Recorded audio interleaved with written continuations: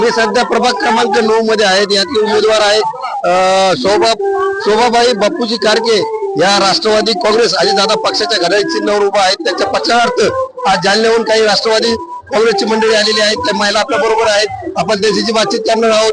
तरी मला सांगा, आज तुम्ही प्रचारार्थ आलेले आहात प्रभाग क्रमांक 9 मध्ये शोभाबाई कारकेच्या प्रचारात आलेला, काय कसं वातावरण आहे, काय सांगा?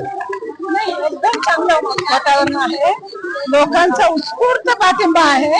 महिला वर्गाचा घड्याळ प्रेम आहे. लाडकी बहीण योजनेमुळे आमच्या लाडक्या बहिणी ज्या आहेत दादावर खुश आहे, घड्याळावर खुश आहे. आणि म्हणून ज्या उमेदवार आमच्या शोभाताई कारके दिलेल्या आहेत दादाने, त्यांना निवडून नक्की देतील अशी मला त्याची परिस्थिती दिसत आहे वार्डात. बरोबर. दुसरं काय सांगायला आता तुम्ही प्रचारात उतरलेला? आता आज सकाळपासून जी प्रचार रॅली चालू आहे त्यामध्ये शोभाताई कारके यांना लोकांचं फार मतदारांचं पॉझिटिव्ह वातावरण आहे आणि शोभाताई कारके या प्रचंड मताने वार्डातून निवडून येतील आणि आपल्याला त्यांना निवडून आणून आपल्याला नगर परिषद मध्ये सभागृहामध्ये त्यांना आवाज उठवण्यासाठी पाठवण्याची संधी आता मतदारांना आलेली आहे आणि त्या संधीचा नक्कीच फायदा होईल. आणि कारके ताईची जी घड्याळ निशाणी आहे हे येत्या 2 तारखेला बटन दाबून शोभाताई कारके ह्या प्रचंड मताने निवडून येतील एवढी मी.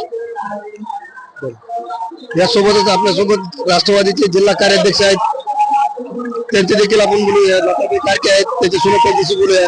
काय सांगाल, कसं वातावरण आहे? निवडून येतील? निवडून 100% येते ना. आमचा जीव घासून आम्ही प्रचार केलाय आज महिन्यापासून. असा उपकार देवाला विनंती माझी सासूबाई वापस विजय 100% निवडून येतील. निवडून येणार. मतदाराची काय प्रतिसाद आहे? आम्ही लोकांची सेवा करू, आम्ही लोकांसाठी जीव घासू, पण आम्हाला लोकांनी निवडून आणावं बस आमची विनंती तेवढी.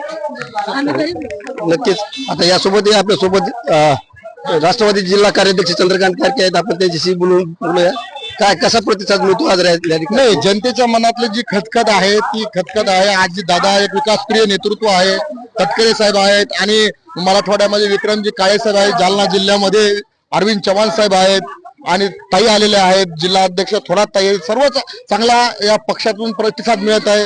सना मलिक मॅडम आलेले आहेत, शाह आलम खान साहेब आहेत आणि सर्वच पक्षातले वरिष्ठ नेते या ठिकाणी आलेले आहे.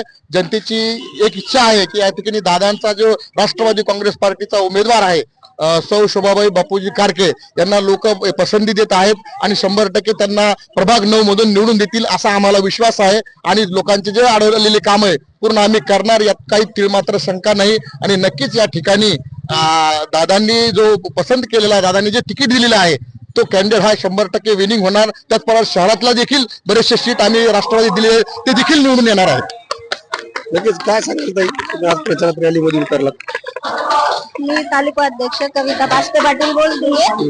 तर यामुळे प्रतिसाद नक्कीच चांगला आहे आणि दादांचा असा आहे की एकच वादा, दुसरा वादाच नाहीये.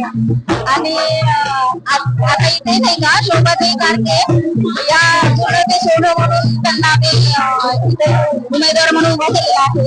त्यांच्या मागे भरपूर जनता आहे आणि असंच प्रतिसादाने त्यांना 100% निवडून येणार ही खात्री आहे.